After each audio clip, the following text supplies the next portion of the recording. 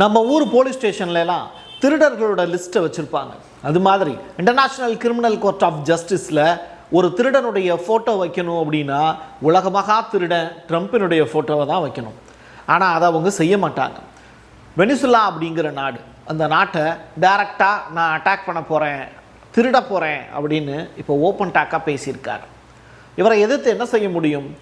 Latin அமெரிக்க நாடுகளுடைய சுதந்திரத்துக்காக போராடிய சேகுவேரா வந்தால் கூட ட்ரம்ப்பினுடைய அந்த அதிகார மமதையை தட்டி கேட்க முடியுமா அப்படிங்கிற கொஸ்டின் மார்க்கு. அதற்கான விடை தான் இந்த வீடியோ. இது எல்லாத்தையும் தாண்டி கம்யூனிச நாடுகள் ட்ரம்ப்பை எதிர்ப்பதற்காக வெனிசுலாவுக்கு ஆதரவு குரலோடு களமிறங்கி போராட்டம் நடத்துவார்களா? இரவு 9 மணிக்கு ட்ரம்ப் என்ன அனௌன்ஸ் பண்ண போகிறார்? வெனிசுலா மீது அவர் போர் தொடுப்பதற்கான அதிகாரத்தை அமெரிக்க காங்கிரஸ் சபை கொடுக்குமா?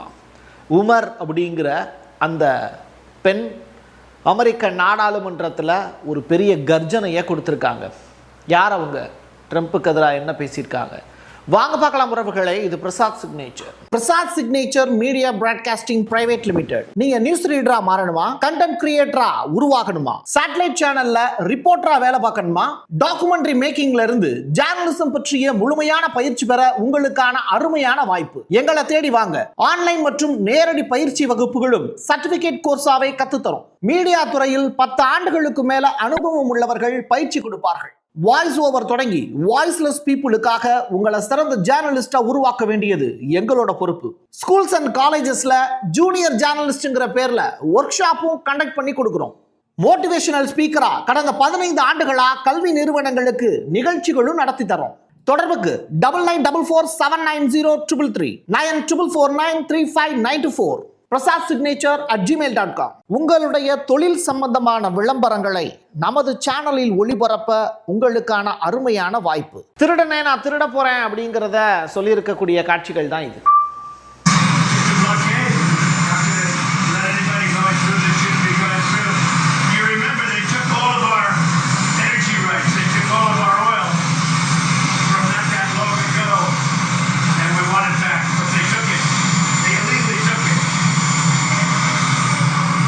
எங்களுடைய எண்ணெய் நிறுவனங்கள் அங்கே துரத்தி அடிக்கப்பட்டு விட்டது. எப்படி? வெனிசுலாவில் வச்சு எங்களுடைய எண்ணெய் நிறுவனங்களை துரத்திட்டாங்க அப்படின்னு அவரே சொல்கிறாரு. அதனால நாங்கள் வெனிசுலா மீது டைரக்ட் அட்டாக் நடத்த போகிறோம் அப்படிங்கிறதையும் ஸ்டேட்மெண்ட்டாக சொல்கிறாரு. எங்களுக்கு அவங்க என்ன கொடுக்காட்டி நாங்கள் அவங்க மீது போர் தொடுப்போம் அப்படின்னு சொல்கிறாரு. அப்போ பிரச்சனை இங்கே போதைப் பொருளா எண்ணெய் வளமா? புரிஞ்சுதில்ல? வெனிசுலா எங்களுக்கு தேவை. எண்ணெய் கம்பெனிகளை நாங்கள் இழந்து விட்டோம். ஏன்னா எங்களை திருடுறதுக்கு அலோவ் பண்ண மாட்டாங்க, அஃபீஷியலாக திருடுறதுக்கு எங்களை அலோவ் பண்ண மாட்டாங்க அப்படிங்கிறது தான் ட்ரம்ப்பினுடைய இப்போ பிரச்சனை. எண்ணெய் கொடு, அப்படி இல்லாட்டி போருக்கு தயாராகிரு அப்படிங்கிற மிரட்டலை இப்போ வெனிசுலாவினுடைய அதிபரை பார்த்து அவர் சொல்கிறார். அதுதான் அந்த ஸ்டேட்மெண்ட். அடுத்ததா இதெல்லாம் பார்த்துக்கிட்டு இருக்கக்கூடிய வெனிசுலாவினுடைய அதிபர் மதுரா அவர்கள் ஒரு ஸ்டேட்மெண்ட் சொல்வார்ல, அது என்ன? Y ya todo el mundo ve la verdad. La verdad ha sido revelada. Se pretende en Venezuela un cambio de régimen para imponer un gobierno títere que no duraría ni 47 horas, que llegue a entregarle la constitución, la soberanía y toda la riqueza y convierta a Venezuela en una colonia. Sencillamente eso no va a pasar. சூப்பரான speech actually இது. அவர் என்ன சொல்கிறாரு அப்படின்னா, பூனைக்குட்டி வெளியில் வந்துருச்சு, இந்த மாதிரி எட்டி பார்க்குது இல்லை, அதை தான் அவர் சொல்கிறார். அதில் அவர் சொல்லியிருக்கக்கூடிய விஷயம் ரொம்ப முக்கியத்துவம் வாய்ந்தது. 48 மணி நேரம் கூட தாக்கு பிடிக்க முடியாத ஒரு பொம்மை அரசாங்கத்தை வெனிசுலா அப்படிங்கிற நம்மளுடைய கண்ட்ரியில் நிறுவுறதுக்கு அமெரிக்க அரசு இப்போ பெருமுயற்சி எடுக்கிறாங்க அப்படிங்கிறது தான் இந்த மதுரா அவர்களுடைய குற்றச்சாட்டு. வெனிசுலாவை காலனி நாடாக மாற்றுவதற்கு அமெரிக்கா திட்டம் போடுறாங்க அப்படிங்கிற புகாரையும் வச்சிருக்காரு. மக்களை பார்த்து சொல்கிறாரு, உஷாரா இருங்க அப்படின்னு. அப்போது இந்த நாட்டினுடைய ஜனநாயகம், இந்த நாட்டினுடைய பாரம்பரியம், பண்பாடு எல்லாத்தையும் பறிச்சிருவாங்க அமெரிக்கா. அதனால் மக்களே ஜாக்கிரதையாக இருங்கிற எச்சரிக்கை மணியை அடிச்சிருக்காரு அந்த நாட்டினுடைய அதிபர். இன்னொரு முக்கியமான காட்சி ஒன்று நீங்கள் இப்போ பார்க்க போகிறீங்க. நீங்கள் அமெரிக்காவினுடைய கடல் படை இருக்குல்ல, அது பாருங்கள் எப்படி இருக்குன்னு. இது அமெரிக்க கடற்படை டைரக்டாக வெனிசுலாவினுடைய கப்பல்களை சூழ்ந்திருக்கக்கூடிய காட்சி. இது தென் அமெரிக்கா, லத்தீன் அமெரிக்க நாடுகள் இருக்குல்ல, அதனுடைய கடற்கரை தான் பார்க்குறீங்க. போர் விமானங்கள் முற்றிலுமாக வெனிசுலா கடற்கரையே சூழ்ந்திருக்கு. USS ஜெரால்டு கப்பல் அது டைரக்டாக இப்போது வெனிசுலா மீது ஒரு பெரிய போரை நடத்துகிறாங்க. டைரக்டாக தரைப்படைக்கும் அவங்க தயாராக இருக்கிற மாதிரியான காட்சிகள், பீரங்கிகள், அதோடு மிசைல்ஸ், இது எல்லாத்தையும் அடுக்கி வச்சுருக்கக்கூடிய காட்சிகளை தான் நீங்கள் பார்த்துட்டு இருக்கீங்க. ஒரு பெரிய வாருக்கு அமெரிக்கா தயாராகிட்டுருக்கு. இன்றைக்கி நைட்டு இரவு 9 மணிக்கு அமெரிக்க மக்கள் முன்னாடி தோன்றி இந்த போருக்கான அனௌன்ஸ்மெண்ட்டை நிச்சயமாக ட்ரம்ப் அவர்கள் கொடுப்பார் அப்படிங்கிற கணிப்பையும் நம்ம இந்த இடத்துல முன்வைக்கிறோம். பட் அமெரிக்க நாடாளுமன்றம் அதற்கு அனுமதி கொடுக்குமா அப்படிங்கிற கொஸ்டின் மார்க் இருக்குது. எனிவே, வெனிசுலா எண்ணெய் கப்பல்களை வழிமறித்து அமெரிக்கா திருடிக்கிட்டு இருக்காங்க அப்படிங்கிற புகாரை நியூயார்க் டைம்ஸே இப்போ ரிப்போர்ட்டாக ஃபைல் பண்ணியிருக்காங்க. வெனிசுலாவினுடைய அரசுக்கு சொந்தமான PDVSA அவங்க கொடுத்துருக்கக்கூடிய அறிக்கையில் சொல்லியிருக்கக்கூடிய விஷயம் 40% டேங்கர், என்னது டேங்கர் ஷிப்பு யுஎஸ்ஏவினுடைய கட்டுப்பாட்டுக்குள்ளே இருக்குது அப்படிங்கிற அந்த அதிர்ச்சி தகவலையும் வெளியிட்டிருக்காங்க. அப்போ இது நாள் வரைக்கும் சத்தமே இல்லாமல் திருடனை அலோவ் பண்ணிக்கிட்டு இருந்திருக்கு வெனிசுலா. வேறு வழி இல்லை. இந்த மாதிரி அமெரிக்காவில் இருக்கக்கூடிய கிறுக்குத்தனமான அதிபர்கள் எங்களுடைய நாட்டின் மீது எப்போது வேண்டுமானாலும் போர் தொடுக்கலாம், போகிற வரைக்கும் போகட்டும் அப்படின்னு அவனுக்கு லஞ்சமாக கொடுத்து என் மீது போர் தொடுத்து விடாதே அப்படிங்கிறதுக்காக தான் வெனிசுலாவினுடைய அதிபர் அதை லஞ்சமாக கொடுத்து கொண்டு இருக்கிறார். இப்போ அதை நிப்பாட்டின ஒன்றை தான் ட்ரம்ப்புக்கு கோபம் பொத்துக்கிட்டு வருது. இப்படிப்பட்ட நிலையில் நான் ஒரு வார்த்தை ஒன்று சொன்னேன், US காங்கிரஸ் சபை அதற்கு அனுமதி கொடுக்குமா? ஏன்னா அன்அஃபீஷியலாக நீங்கள் இன்னொரு நாட்டின் மீது டைரக்டாக வந்து போர் தொடுப்பதற்கான அனுமதியை யார் கொடுத்தா? இந்த நாட்டில் ஜனநாயகம் இருக்குது. அந்த நாட்டில் இருக்கக்கூடிய மக்கள் வெனிசுலாவினுடைய அதிபரை ஓட்டு போட்டு தேர்ந்தெடுத்திருக்காங்க. இன்றைக்கி திடுதிப்புன்னு இந்தியா மீது டைரக்டாக அமெரிக்கா வந்து வார் தொடுத்துருமா? நான் உன் மேலே வார் தொடுக்க போகிறேன், உன்னோட நாட்டில் வந்து அவ்வளோ செல்வம் இருக்குது, அதெல்லாம் எனக்கு வேணும், ஏன்னா என் நாடு பிச்சைக்கார நாடாக இருக்குது, எண்ணெய் வளம்லாம் கிடையாது, உன் நாட்டில் அவ்வளோ வளம் இருக்குது, நான் அதை எடுத்துக்க போகிறேன் அப்படின்னு அங்கேருந்து அட்டாக் பண்ண முடியுமோ உன்னால்? அப்போது இல்லாதப்பட்டவங்கன்னா நீங்கள் அடிப்பீங்களா அப்படின்னு ஒரு இல்லாதப்பட்ட நாட்டில் இருந்து பிறந்த ஒரு பொம்பளை புள்ள கேள்வி கேட்குது. இதுக்கு துப்பு இருக்கா பதில் சொல்கிறதுக்கு அமெரிக்காவினுடைய அதிபருக்கு அப்படின்னு தான் கொஸ்டின். என்ன கேட்குறாங்க அப்படி பாப்பமா? Because let's be perfectly clear, only Congress has the power to declare war. The Trump administration's military escalation in the Caribbean is not only reckless, it is blatantly illegal. We cannot allow this kind of dangerous overreach to go unchecked. For the American people where they stand. Will they enable Trump's illegal lawmaking or will they stand on the side of the Constitution?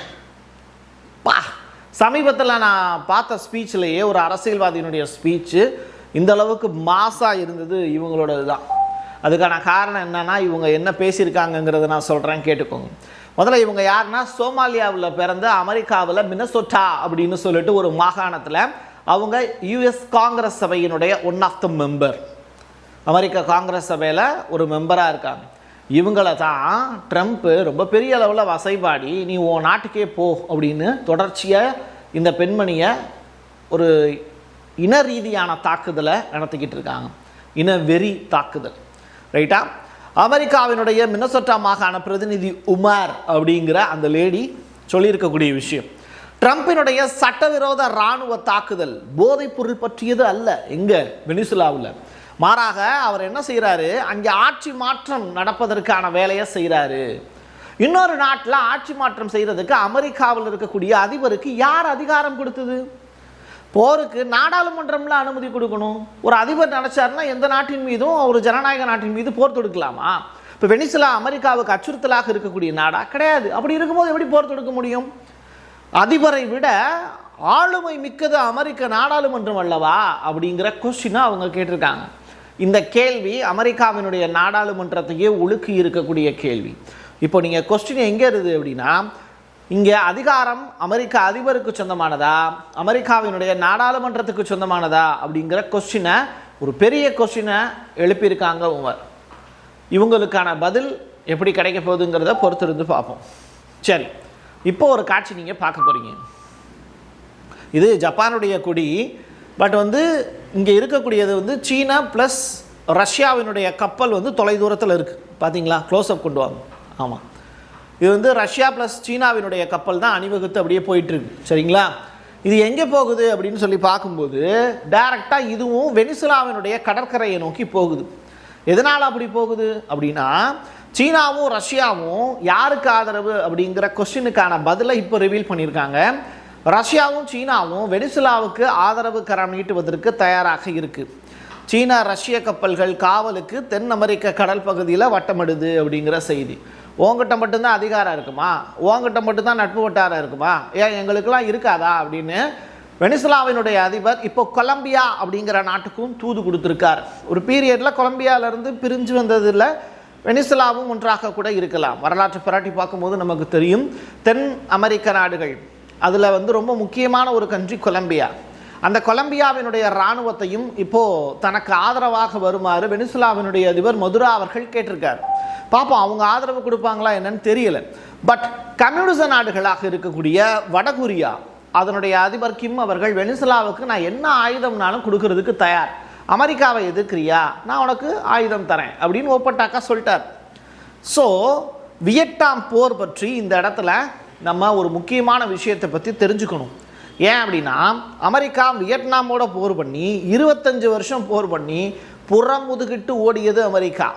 அப்போ வியட்நாமில் இருக்கக்கூடிய மக்கள் அவ்வளவு வலிமையானவர்களா அப்படிங்கிற கொஸ்டினுக்கான answer நமக்கு தெரியணும்ல, அதையும் நம்ம பார்ப்போம். இந்த குச்சி நகரங்கள் அப்படின்னு ஏன் சொன்னேன் அப்படின்னா, அது குச்சி சுரங்கங்களாக ஒரு காலகட்டத்தில் இருந்தது. இன்றைக்கி மக்கள் நடமாடக்கூடிய நகரங்களாக மாறி போய் நிற்கிது. வியட்நாம் போரில் ரொம்ப முக்கியத்துவம் வாய்ந்தது இந்த குச்சி சுரங்கங்கள் தான். இதுக்குள்ளே தான் மக்கள் வந்து ஒரு காலகட்டத்தில் வாழ்ந்தாங்க.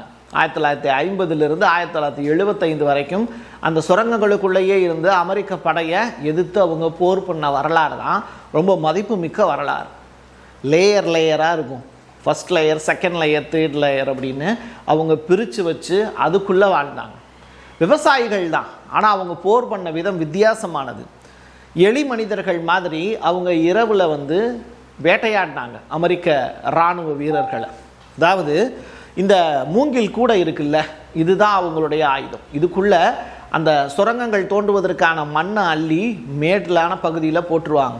அது மட்டும் இல்லை, அதில் மூங்கில் கம்புகளையும் சொருகி அதில் பாம்பினுடைய விஷத்தையும் தடவி வச்சுருவாங்க. அமெரிக்க இராணுவ வீரர்கள் வரும்போது அந்த குழிக்குள்ளே விழுந்துருவாங்க.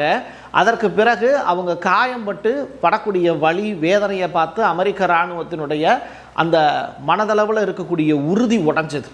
இப்படி வியட்நாம் வீரர்கள் அவர்கள் செய்திருக்கக்கூடிய சூழ்ச்சிங்கிறது அவங்களுடைய மண்ணுக்குள்ளே அவங்க ராஜா, கிங்கு அப்படிங்கிறத நிரூபித்தாங்க. ஸோ காலையில் விவசாயியாக இருக்கிறவங்க இரவு நேரத்தில் வேட்டைக்காரனாக மாறி அமெரிக்க படைகளை வேட்டையாடினது தான் கடந்த கால வரலாறு. மூங்கில் கூடை ப்ளஸ் அந்த மண் வந்து பார்த்திங்கன்னா இரும்பு சத்துள்ள மண்ணாக இருந்திருக்கு. அப்போது நீங்கள் மழை காலத்தில் அவங்களுக்கு ஒரு பெரிய ப்ளஸ் என்னென்னா, அவங்க போர் முறையே 3 காலங்களாக பிரித்து போரிட்டாங்க. மழை காலம், வெயில் காலம், அதற்கு பிறகு குளிர்காலமாக இருக்கும். அப்போ அந்த மழை காலத்தில் அவங்க அந்த தோண்டின மண்ணில் நீட்டாக வந்து பார்த்திங்கன்னா தண்ணியை கலந்து பூசுறது மாதிரி. அப்போ எளிமையாக அந்த இடத்துல வந்து சுரங்கங்கள் தோண்டி அதற்கு பிறகு தண்ணியை ஊற்றும் போது அது இறுகிக்கணும், இரும்புச்சத்து அதிகம் இருக்கிறதுனால. இப்படி அந்த சுரங்கங்களை எளிமையாக கட்டினாங்க. அப்படி அமைக்கப்பட்ட அந்த சுரங்கங்கள் தான் குச்சி சுரங்கங்களாக இன்றைக்கி டூரிஸ்ட் பிளேஸ், நிறையா பேர் போய் அதை பார்க்கலாம்.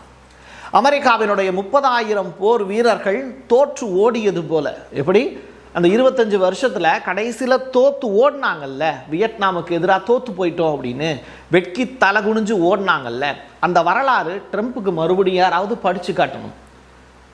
நம்முடைய சேனல் தமிழ் சேனல், அவனுக்கு இங்கிலீஷ் தான் புரியும், அது தவிர அவனுக்கு அந்த வேறு எதுவுமே தெரியாது, ரைட்டா? அப்படிப்பட்ட நிலையில் இந்த மாதிரியான காட்சிகளெல்லாம் அமெரிக்காவில் இருந்து பார்த்துக்கிட்டு இருக்கக்கூடிய நபர்கள் ஒரு நல்ல டாக்குமெண்ட்டாக யாராவது ஒயிட் ஹவுஸுக்கு அனுப்பிச்சிங்கன்னா ஓகே தான். வியட்நாம் போர் பற்றி வெனிசுலா மீது படையெடுத்தால் அமெரிக்கா தோற்குமா அப்படிங்கிற கொஸ்டின், இல்லை வெற்றி பெறுமா அப்படிங்கிற கேள்விக்குறி. பார்ப்போம் என்ன நடக்க போகுதுன்னு. இப்படிப்பட்ட நேரத்தில் தான் கொலம்பியாவினுடைய சப்போர்ட்டை மதுரா அவர்கள் கேட்குறாரு. ஆனால் மதுரா அவர்களுக்கு ஆதரவாக மெக்சிகோவை சேர்ந்த இந்த லேடி ப்ளஸ் கொலம்பியா கம்யூனிச நாடுகள் இவங்க எல்லாருமே ஒன்று சேர்ந்து குரல் எழுப்புவாங்களா அப்படிங்கிற கொஸ்டின் மார்க்கு. இப்போது வெனிசுலா என்ன பண்ணியிருக்காங்க, எங்கள் மேலே அவர் போர் தொடுக்க போகிறாரு அப்படிங்கிறதுனால நீங்கள் எங்களுக்கு பாதுகாப்பு கொடுக்கணும் அப்படின்னு யுஎன்எஸ்சியில் இப்போது அவசர ரிட் பெட்டிஷன் சொல்லுவாங்கள்ல நம்ம ஊரில், அது மாதிரி ஒரு வழக்கு ஒன்று தொடர்ந்துருக்காங்க. ஏன்னா போர் தொடுத்துட்டாங்கன்னா அதற்கு பிறகு ஐக்கிய நாடுகள் சபை இருந்தென்ன இறந்தென்ன, அதனால் அதற்கு முன்னாடியே அந்த ரெக்வஸ்ட்டை வைக்கிறாங்க. வெனிசுலாவும் மெக்சிகோவும் சேர்ந்து இப்போது ஐநா சபையில் போய் முறையிட போகிறாங்க. யூரோப் மெர்கோசூர் அப்படின்னு சொல்லிட்டு ஒரு வர்த்தக ஒப்பந்தம் யாருக்கும் இடையிலனா யூரோப் கண்ட்ரீஸுக்கும் பிரேசிலுக்கும் இடையில. பிரேசிலுடைய பிரசிடெண்ட் அவர் பேர் லூலா, அவர் என்ன பண்ணுறாரு, இந்த ஒப்பந்தத்தை வந்து ஏன் டிலே பண்ணுறீங்க அப்படின்னு யூரோப் கண்ட்ரீஸுக்கு கேட்குறாரு. அதற்கான காரணமும் வெனிசுலா மீது நடத்தப்படக்கூடிய போர் தான். ஸோ ரெண்டு நாடுகளுக்கு இடையில போடக்கூடிய டீல் கூட இதனால் நிப்பாட்டப்பட்டிருக்கு. பிரேசிலுடைய அதிபர் யாருக்கு ஆதரவானவர் அப்படிங்கிறத முதல்ல சொல்லுங்க அப்படின்னு இப்போ யூரோப் கண்ட்ரீஸும் அமெரிக்காவும் கேட்குறாங்க. அதற்கு பிறகு தான் இந்த ஒப்பந்தமே நிறைவேற்றுவோம் அப்படிங்கிற கட்டளையும் பிறப்பிக்கிறாங்க. அமெரிக்காவினுடைய சதிவலையை உடைத்து உலகத்தினுடைய கம்யூனிச கோட்டை அப்படிங்கிறது வெனிசுலாவை பாதுகாக்குமா அப்படிங்கிற பெருத்த கேள்விகள் இருக்கு. இது கம்யூனிச நாடுகளுக்கு விடுக்கப்பட்டு இருக்கக்கூடிய சவால். வெனிசுலாவினுடைய அதிபர் எந்த அளவிற்கு போராட்ட குணம் உடையவர் அப்படிங்கிறத பொறுத்திருந்து பார்க்கலாம்.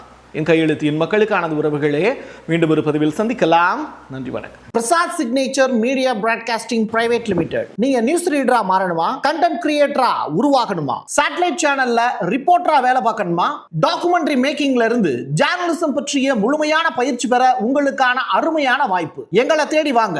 ஆன்லைன் மற்றும் நேரடி பயிற்சி வகுப்புகளும் சர்டிபிகேட் கோர்ஸாவே கத்துத்தரும். மீடியா துறையில் 10 ஆண்டுகளுக்கு மேல அனுபவம் உள்ளவர்கள் பயிற்சி கொடுப்பார்கள். வாய்ஸ் ஓவர் தொடங்கி வாய்ஸ்லெஸ் பீப்புளுக்காக உங்களை சிறந்த ஜேர்னலிஸ்டா உருவாக்க வேண்டியது எங்களோட பொறுப்பு. ஸ்கூல்ஸ் அண்ட் காலேஜஸ்ல ஜூனியர் ஜேர்னலிஸ்ட்ங்கிற பேர்ல ஒர்க் ஷாப்பும் கண்டக்ட் பண்ணி கொடுக்கிறோம். மோட்டிவேஷனல் ஸ்பீக்கரா கடந்த 15 ஆண்டுகளா கல்வி நிறுவனங்களுக்கு நிகழ்ச்சிகளும் நடத்தி தரோம்.